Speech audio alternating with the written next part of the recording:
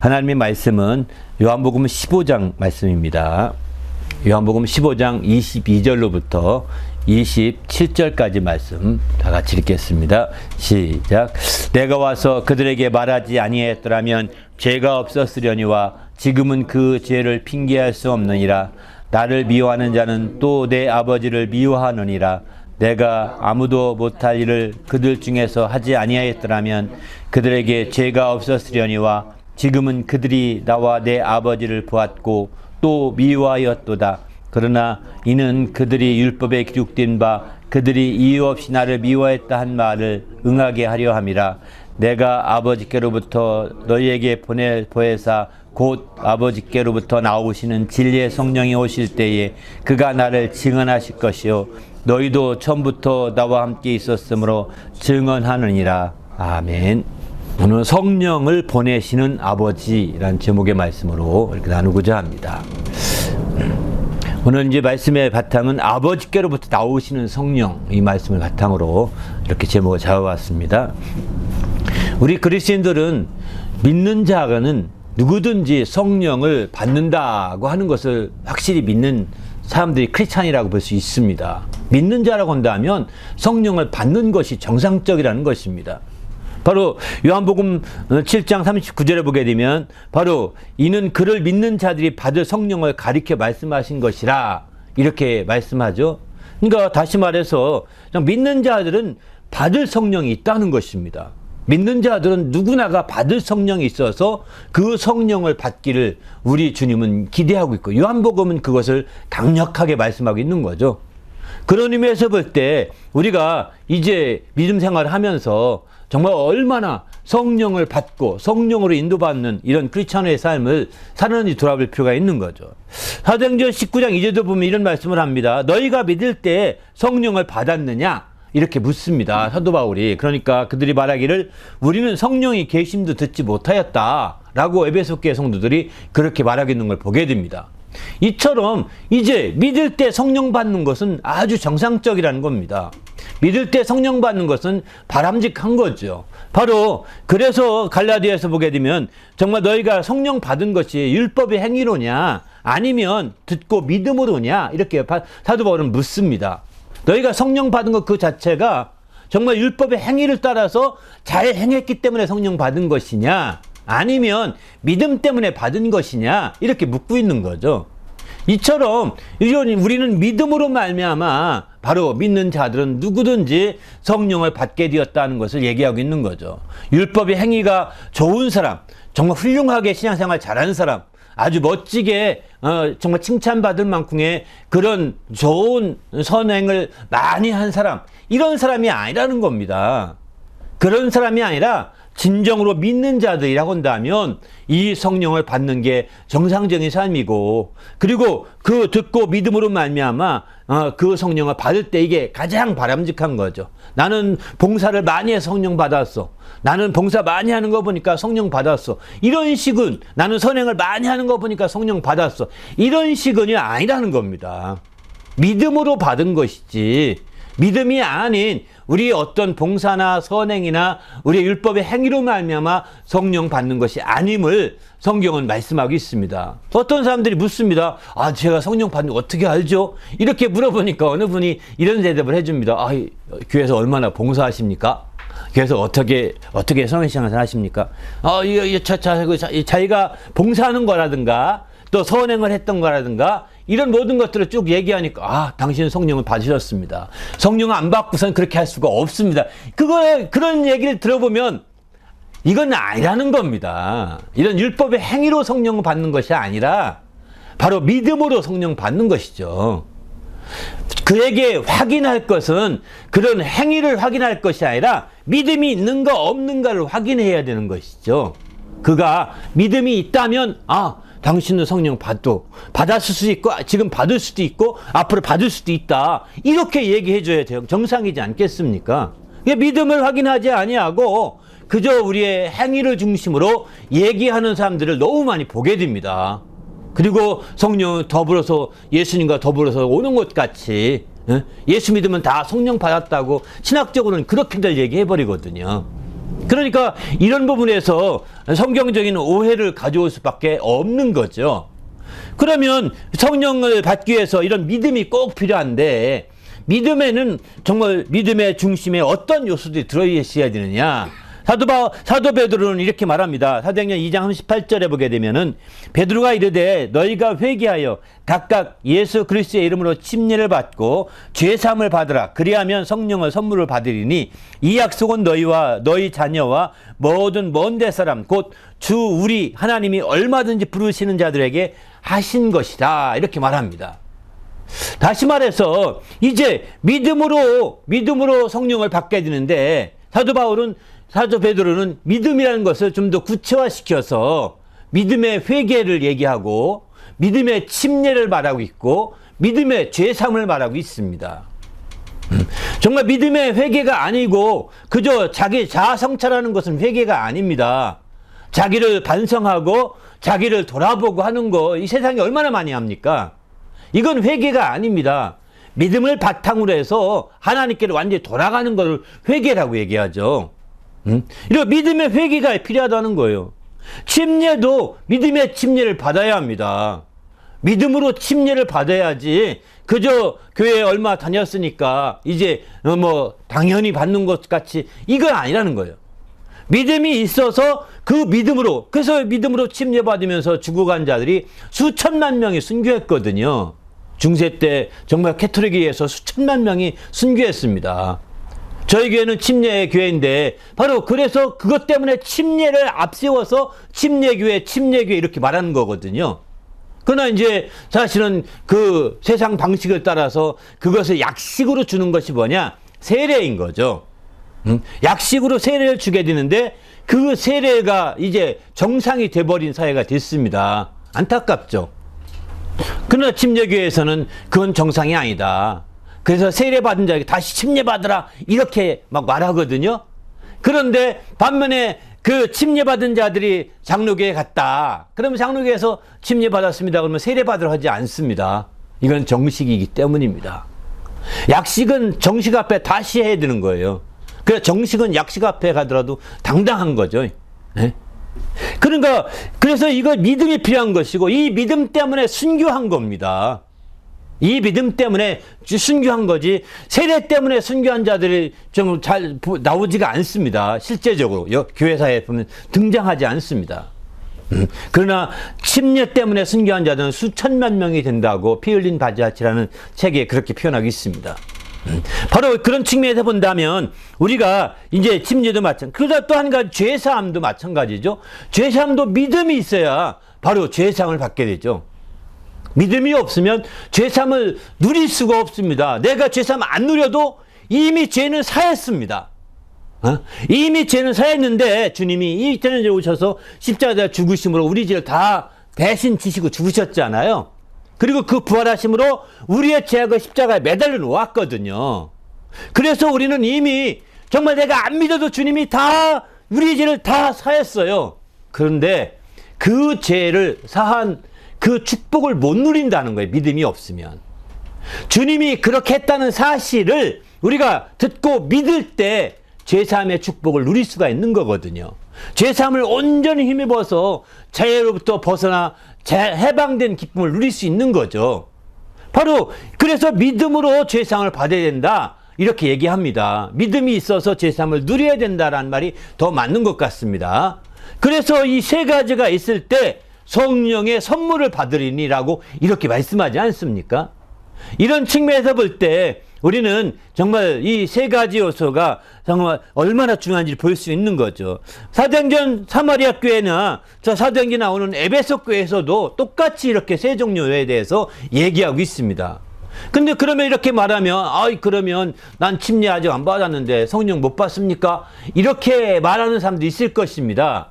그래서 사도행전 10장에 보면은 예외적으로 성령 받기 전에 침례 받기 전에 성령부터 먼저 받은 사람들이 있더라는 거죠.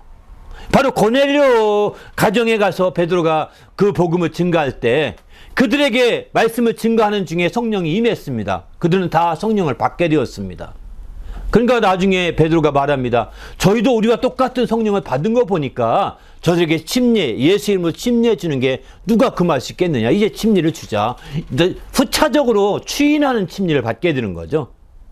그러니까 침례는 우리가 알다시피 추인할 수 있다는 겁니다. 추가적으로 추인할 수가 있는 거죠.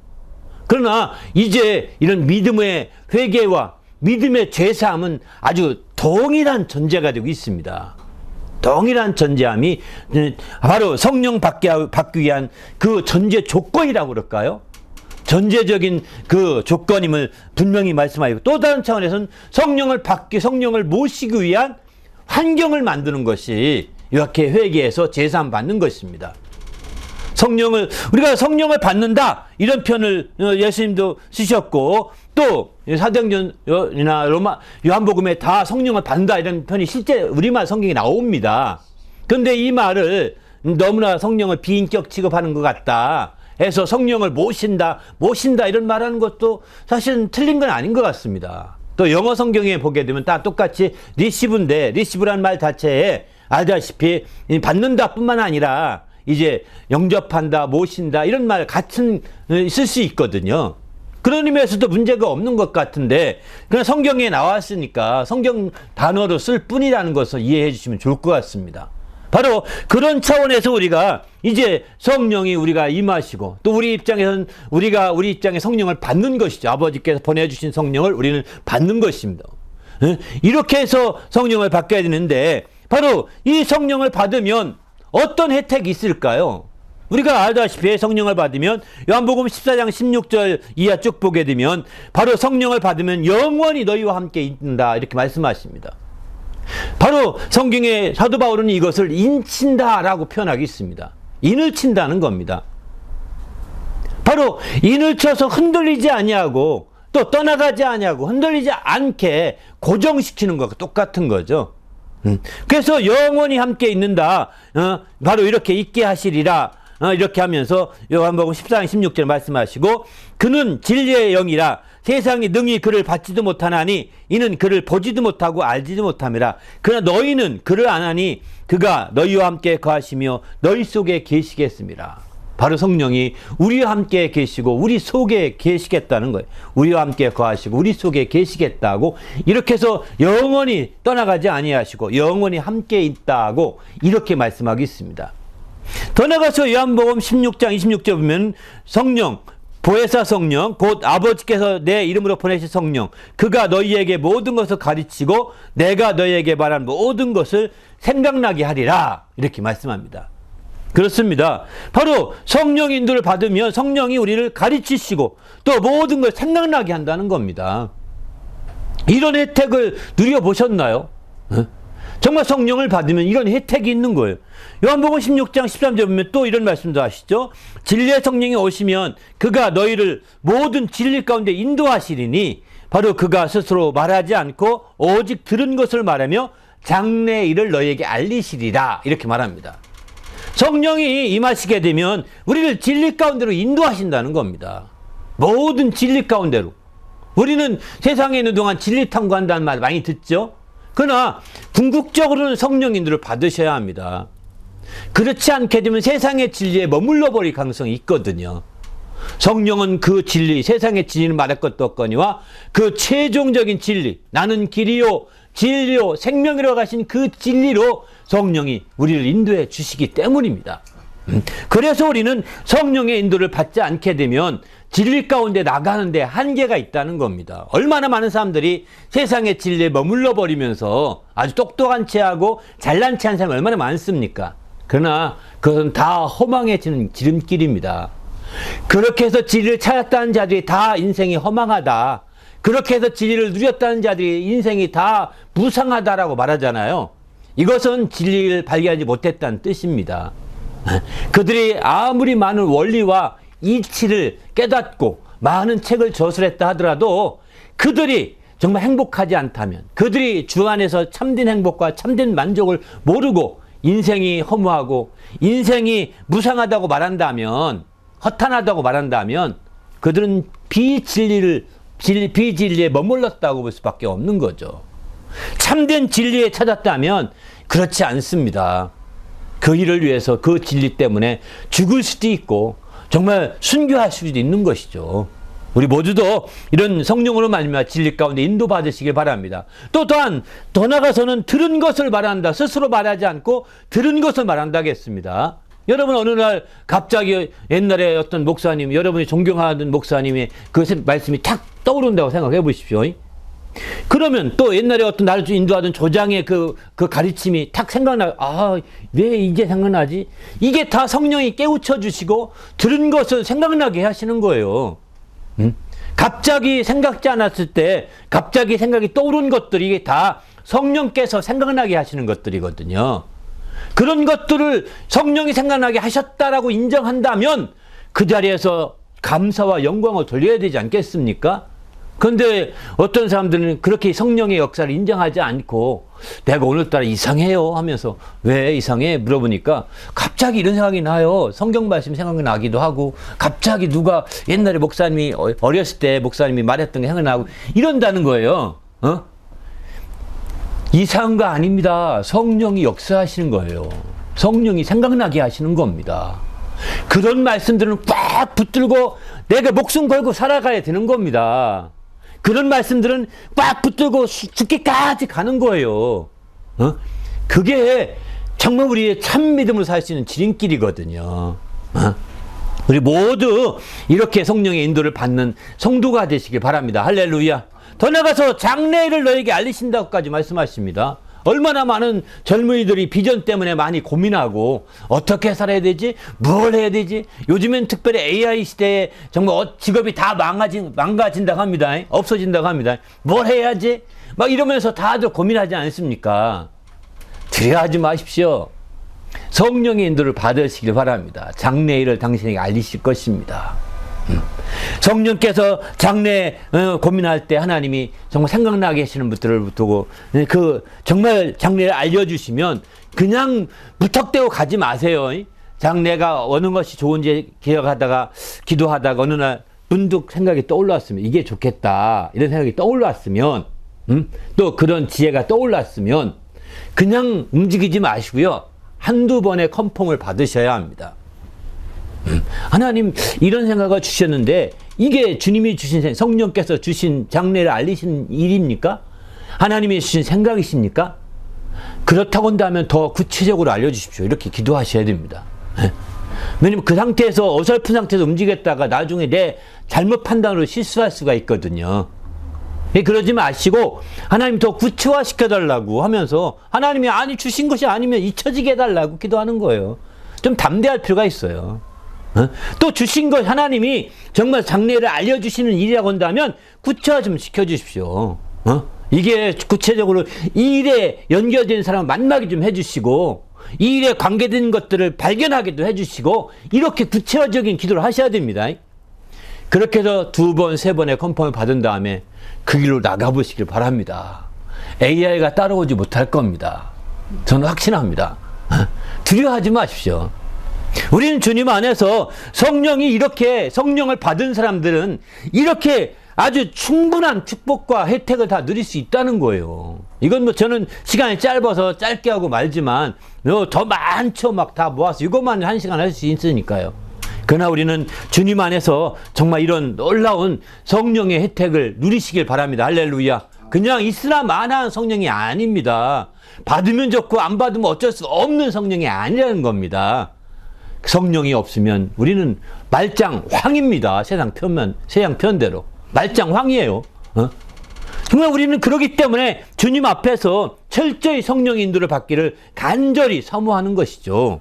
그러면 성령께서 우리는 성령 받겠는데 그래서 그 성령은 어떻게 보내셨을까요? 예수님께서는 이렇게 말씀하십니다. 요한복음 14장 16절 보면 내가 아버지께 구하겠으니 그가 또 다른 보혜사를 너에게 주사 너희와 영원히 함께 있게 하리니 이렇게 표현하죠. 내가 아버지께 구하겠다. 기도하겠다는 것이죠.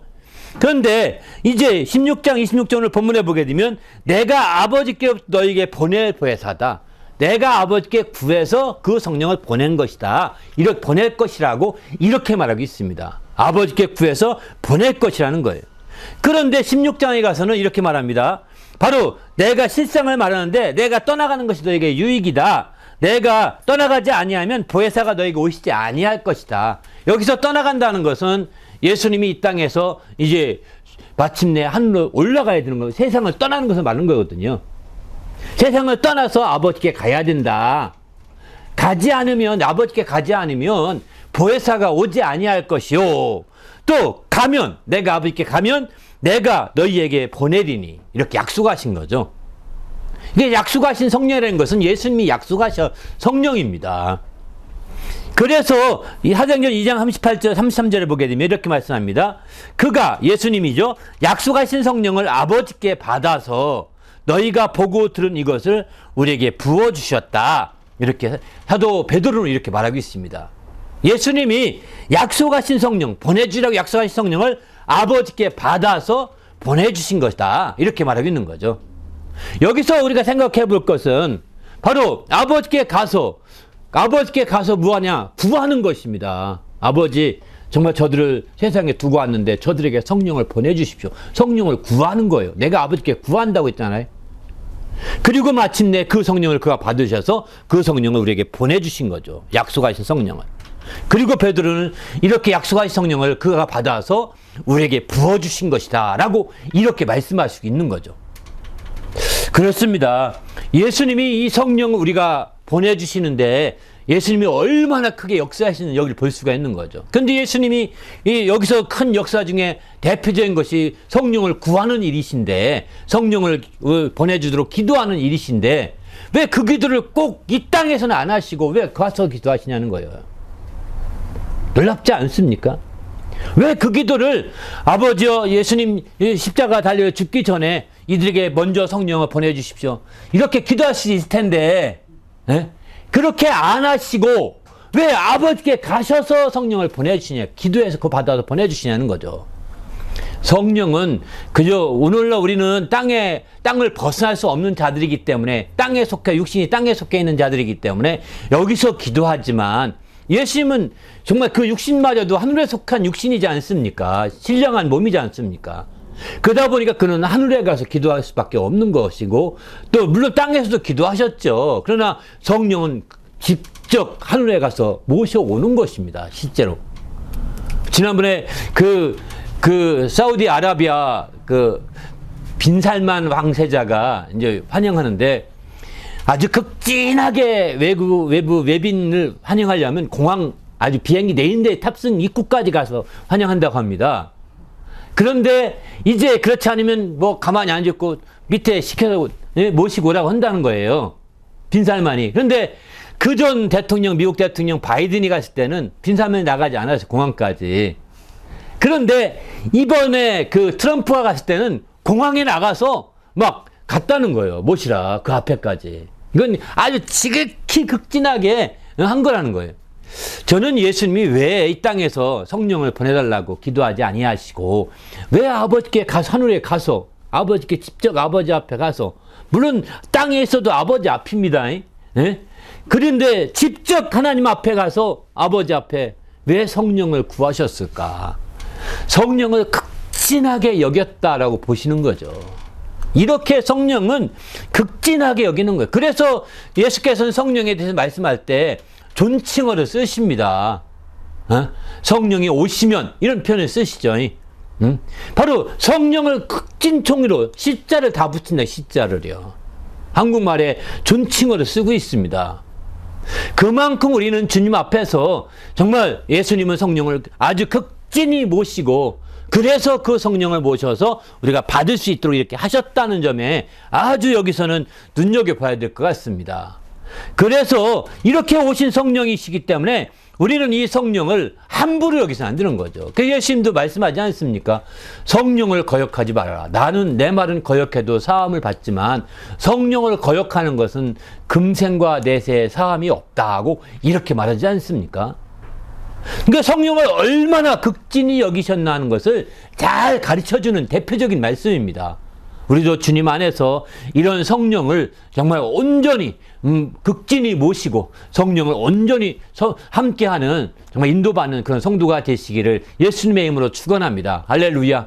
그래 이 땅에 있는 동안에 최고의 기도, 가장 좋은 기도가 무엇이냐? 성령을 구하는 것이 가장 좋은 기도라는 겁니다. 성령을, 다른 기도, 억만금을 구하는 것보다 성령을 구하는 게 훨씬 좋은 기도라는 거예요. 마태복음에 보면, 떡을 달라는 자에게 아버지께서 이제 돌을 주겠으며, 또 생선을 달라고 하면 뱀을 주겠느냐? 얼마나 좋은 것을 주지 않겠느냐? 이렇게 마태복음 7장 11절에 말하거든요.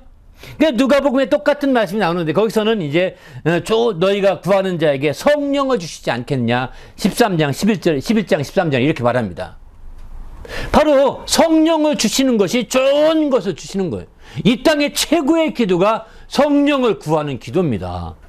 성령의 충만함을 구하고, 여기 성령을 구한다니까 성령의 충만함을 구하고, 성령의 인도함을 구하고, 성령의 감동이나 감화하심을 구하는 것, 이런 것들이 최고의 기도죠.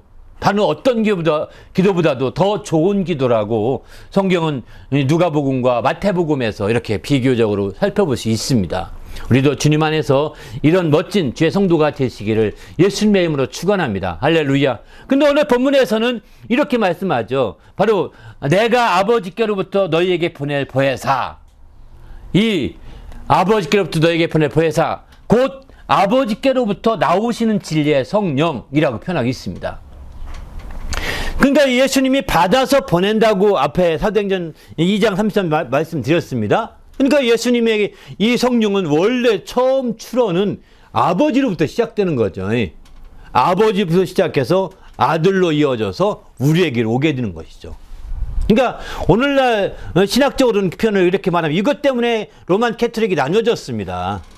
성령은 아버지로부터만 나온다 이렇게 되어 있고, 성령은 아버지와 아들로부터 나온다, 이런 신학적 논쟁에 굉장히 많은 싸움이 있었거든요. 그러다가 이제 아버지와 아들과 함께 넣어야 된다, 삼위일체이기 때문에 아버지로부터만, 여기 많잖아, 없잖아요, 그죠? 아버지로부터만은 없거든요. 온이라는 말은 안 붙었으니까 아버지로부터 또 아들로부터 우리에게, 이렇게 해서 아버지와 아들로부터 합해서 이렇게 표현하고 있는 거죠. 그런 성령이신데, 바로 이런 성령이 이제 오늘날 우리에게 임하게 됐는데, 왜 그러면 이렇게 여기 나오시는 성령이라고 했습니다. 그런데 저는 이 말씀을 이제 79년도에 예수 처음 믿었거든요. 79년도에 예수 믿었는데, 그제 예수 믿고 제가 성령을 받게 된 것은 81년도인 것 같습니다. 81년도. 근데 그 81년도에 성령을 받을 때, 성령을 받으면서도 그러면 성령이 동시다발적으로 받을 수 있는가? 다 받는데, 나도 받고 옆에도 다 받더라고요. 그러니까 이게 가능한가? 물론 전능하신 분이니까 가능한 일이겠죠. 이렇게 인정하면 문제는 없습니다. 다 해결되는 건데, 마음속에 의문이 생겼어요. 솔직히 하나님, 이게 이해가 안 됩니다. 이게 어떻게 저 사람도 받고 나도 받고 예수님도 받고 다 받고, 그러면 성령이 어떻게 성령이 아버지께서 받아서 나왔으면 그냥 예수님처럼 단독으로 역사하면 또 모르겠는데, 그것도 아니고 아버지에도 계시고 또 아들에게도 계시고 나에게도 계시고, 다 또 2000년 전에 또 베드로에게 있었고, 바울에게도 있고, 다 이런 식으로 있으면 이거 어떻게 이해해야 되지? 이해가 안 갔습니다. 그래서 하나님, 이상합니다. 이거 이해가 안 되는데 어떻게 하면 좋죠? 그러다가 제가 한 4년, 5년 그때 컴퓨터를 그때 알게 됐거든요. 컴퓨터 배우고 그 뒤에 한 3, 4년 뒤에 인터넷이 됐습니다. 그때도 인터넷은 비싸가지고 못 썼고요. 88년도 이후에 조금씩 시작했는데, 그때도 아니에요. 한 90년대 가서 무선 인터넷 될 때 어느 순간에 무선 인터넷, 신기하네. 서버 하나에 동시에 막 수십 명이 가입해서 쓸 수 있거든요. 수십 명이. 참 신기하네. 이게, 그러면서 그때 옛날 10년 전쯤에 기도했던 기도가 탁 생각나더라고요. 성령은 무선 인터넷 같구나. 이런 생각이 들더라고요. 성령의 역사는 무선 인터넷처럼 동시에 접속도 가능하고요. 옛날 시차를 두고 접속도 가능합니다. 시차를 두고 접속해 똑같은 거 볼 수도 있습니다. 왜? 한 클라우드 안에 들어있으니까. 서버의 클라우드 안에 있으니까요. 이런 걸 보면서, 이게 정말 세상의 인터넷이라는 것이 이런 무선의 인터넷이 성령과 이런 관계를 통해서 발견했나 보다. 점점 이렇게까지 생각이 들더라고요. 좋게 생각해 볼 때. 그들은 어떤 데서 힌트가 얻었는지 모르지만, 에? 실제는 여기로부터 힌트가 얻었을 수도 있겠다. 이런 생각이 들더라고요. 여러분, 신앙생활 하면서 이런 설교 듣다가 이해가 안 가고 이상하다 느끼면 기도하셔야 됩니다. 그거 기도하시고요. 메모해 놓고 기도하면 더 좋습니다. 반드시 응답 받습니다. 저는 10년 만에 그렇게 응답 받았다니, 기록하지도 않고 기도했는데 응답 받았다니까요. 10년 만에. 이상합니다. 이해가 안 됩니다. 알고 싶습니다. 하나님. 이거 죄 아닙니다. 하나님이 부정하는 거 아닙니다. 저 하나님 믿습니다. 전능하시니까 당연히 되겠죠. 그런데 제 머리로는 이해가 안 됩니다. 깨닫게 해주십시오. 이렇게 기도하는 거 깨달으면요, 사실 이런 깨달음 때문에 지금 이 길을 계속 온지도 몰라요. 저는 내 길로 그냥 직장에 직자도 모르고 그냥 학교 졸업하고 그냥 이 길을 달려와서 여기까지 온 거거든요. 이거는 다 정말 하나님이 제가 그렇게 깨닫고 가르쳐 주시고 깨달아 주시고 이런 것도 제가 엄청나게 해 주셔서 정말 그런 것도 하나하나가 오늘날 가도록 원동력이 된 거죠. 여러분도 하나님이 살아계심을 그렇게 느끼셔야 합니다. 그러나 여러분이 기도 제목을 적어 놓으시면 응답될 때까지 계속 더 자주 기도할 수 있잖아요. 잊어버리면 자주 기도 못 하거든요. 어쨌든 이런 하나님께 나오시는 진리의 성령이 이제 아들을 통해서 우리에게까지 정말 옛 시대를 떠나서 지금 시대, 앞으로 시대에도 동일한 성령의 역사가 나타날 수 있다는 거예요. 어떻게 시대가 바뀌는데 동일한 성령이냐? 여러분, 시대가 바뀌어도 서버가 같으면 가능할 수 있거든요. 한 클라우드 내에 동일한 그 앱을 다운받으면 다 가능하지 않겠습니까? 그러니까 우리는 주님 앞에서 정말 이런 성령의 역사를 지금 시대는 믿어야 된다는 거예요. 이런 시대에 살면서 아니 더 한 차원 높은 성령의 역사를 못 믿으면 되겠습니까? 무선 인터넷 하잖아요. 귀에 정말 무선 이어폰도 끼잖아요. 어떻게 다 하면서 왜 성령을 안 믿습니까? 하나님이 역사가 이렇게 가능한데 저는 거꾸로 깨달았지만 여러분 거꾸로 저와 다르게 거꾸로 깨달아 가셔야 된다는 거죠. 이렇게 돼서 성령의 역사를 확실히 믿으시길 바랍니다. 할렐루야. 그래서 우리가 성령의 인도를 받을 수 있는 거죠. 그래서 성령이, 그러면 왜 굳이 주님은 성령을 받게 하려고 몸부림치셨을까요? 성령을 기다리라, 떠나지 말고. 이렇게 했던 것은 성령이 교회의 머리이신 예수님께까지는 임하셨었거든요. 그런데 그 성령이 그의 그 몸인 교회에는 아직 임하지 않았습니다. 그래서 예수님이 이 공생애 중에는 교회라고 직접 말씀 안 하셨습니다. 12 제자들에게 물어보면 너는 날 누구라 하느냐? 이렇게 물어보죠. 그때 베드로가 주는 살아계신 하나님의 아들이시고 그리스도이십니다 라고 말할 때 내가 너 이 믿음의 반석 위에 교회를 세우리라 하고 말씀하잖아요. 내가 바로 교회구나, 이게 아닙니다. 너희 무리가 교회다, 이렇게 말한 적이 없습니다. 장차 교회를 세울 것이다, 미래형으로 말하거든요. 그 미래형의 교회가 언제냐면 오순절에 성령이 임하심으로 교회가 드디어 시작되는 거거든요. 왜? 머리에 임했던 성령이 그 몸에 그대로 임한 겁니다. 머리와 몸이 하나가 일체가 된 겁니다. 머리와 몸이 따로 놓았던 거죠. 성령이 임하시지 않으니까. 성령은 그래서 하나 되게 하신다라고 에베소 4장 3절에 이렇게 성령이 하나 되게 하신 것을 심써 지켜라, 이렇게 말하거든요. 하나 되게 하시는 겁니다. 그래서 이 오순절 날이 사실은 교회로 말한다면 진짜 생일입니다. 교회가 그날 출발했기 때문입니다. 바로 그전에는 교회가 세우리니라고 표현했지 교회라 말한 적이 없다니까요. 그전에 모임은 됐죠. 모임. 12지하 모임 많죠. 저희 교회보다도 더 많은 모임을 예수님 모였어요. 그냥 교회라고 하지 않았습니다. 저희는 기쁜 교회라고 합니다. 근데 그 숫자보다도 적지만 기쁜 교회라고 합니다. 이유는 뭘까요? 바로 성령이 임한 교회이기 때문입니다. 그러나 성령이 임하기 전에는 교회가 아니라 모임인 거예요. 모임. 이해되시죠? 집회요, 모임인 거예요. 그래서 어떤 주님께서는 5,000명이나 먹이는 많은 오병이어로 5,000명이나 먹이는 정말 대중 집회도 했잖아요. 집회, 모임도 했잖아요.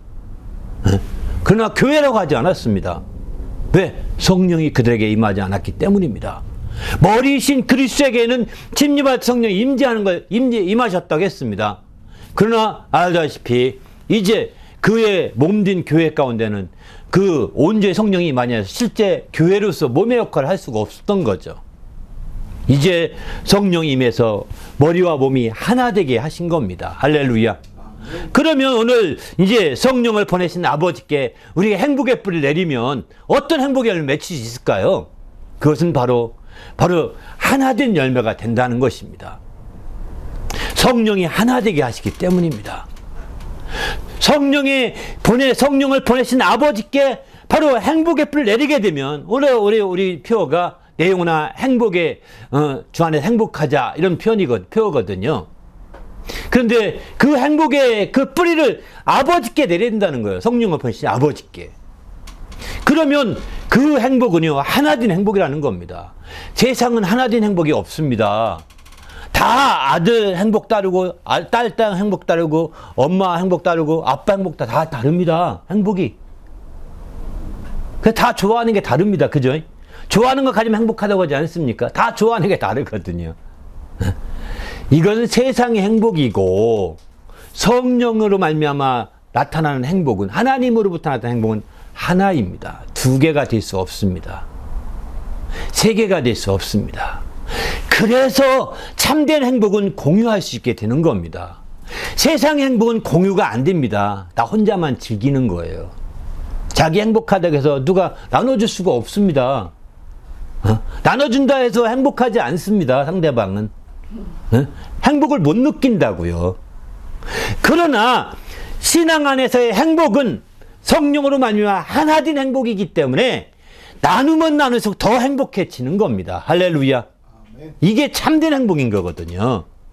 우리 모두도 이제 성령을 보내신 아버지께 행복의 뿌리를 내리셔서 참된 하나된 행복을 누리고 함께 나누고 공유할 수 있는 귀한 성도가 되시길 바랍니다. 할렐루야. 이렇게 될 때 우리는 주 안에서 더욱더 행복할 수 있다고 저는 확신합니다. 우리 모두가 이렇게 행복하기 위해서 성령의 사람이 되십시오. 할렐루야. 함께 기도할 때 하나님, 우리가 철저히 마지막 때 행복한 성도가 되게 하시고 이렇게 행복할 수 있게 해요. 성령의 사람이 되게 해달라고 간절히 합심해서 기도합니다.